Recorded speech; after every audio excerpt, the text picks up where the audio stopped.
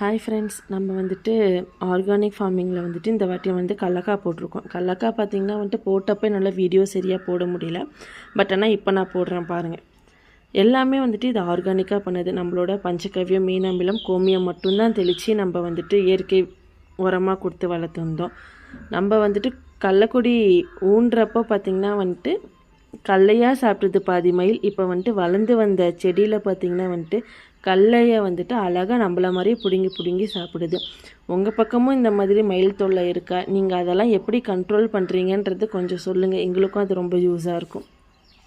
1.5 acre பக்கம் நான் கடலக்கொடி போட்டிருக்கேன். எல்லாமே ஆர்கானிக்காக தான் போடுது. இன்னும் ஒரு 15 டேஸில் இதை அறுவடை பண்ணிடலாம்.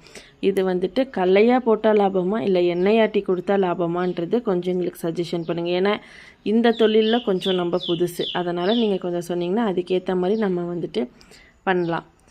இந்த வீடியோ எப்படி இருக்குன்றது சொல்லுங்கள். தேங்க்யூ.